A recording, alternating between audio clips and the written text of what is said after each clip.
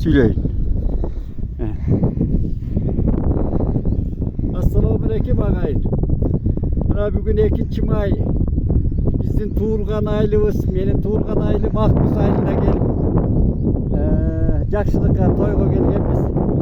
Bana müjdelerdi görsat, bana müjdelerge gelip Ulaktın olsun da müjde gelip ata babalarımızga Kur'an okutup canımda Mederbek degen yeğenim buna hoştan gelgen görsatayım sizlerge.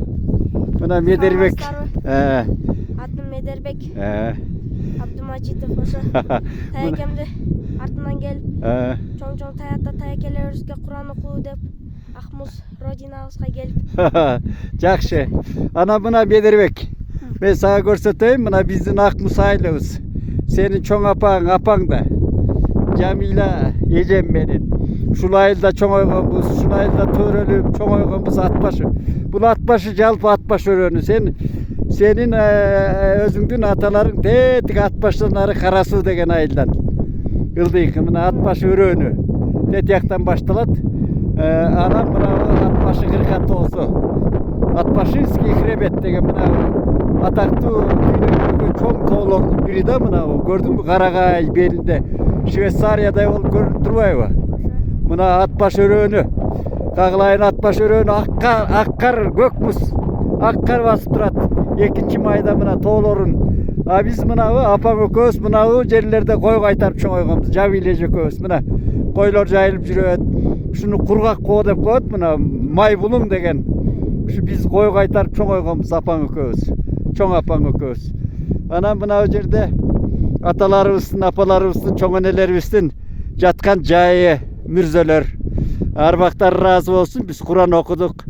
Öýüskü buna Akmuz aýly. Ming tütün çamalap kaldı hazır eli. Turgundары da eli emes, turgundары, jaşoçulary mingden aşıp kaldı kojoluk tütünü. Anan arjağı Akmoyun aýly. Öýüste bolsa Taldı Su aýly. Tigi arjagında bolsa te ödökü bolsa Özgörüş aýly. Anan buna kanday kışlata kar jağıp dep attılar el. Hazır buna jambır jağıp, yer gayradan gögörü oğuz alıp jakşılıkların belgisi olmadan. Zaman bolsun, eli zaman bolsun. Ana Mederbek ököz da köp gelip жүрölüp atır. Ana kiyin sen bizde isteysin. Senin balların ekenin alıp жүрölü. Tamam bolal ha? Kana, jür ogayım ana. Keteli?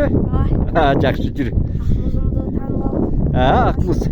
Buna tayake jurtundun, çoğun tayakeleringdin jeri şu. Jakşı batır, amançılık.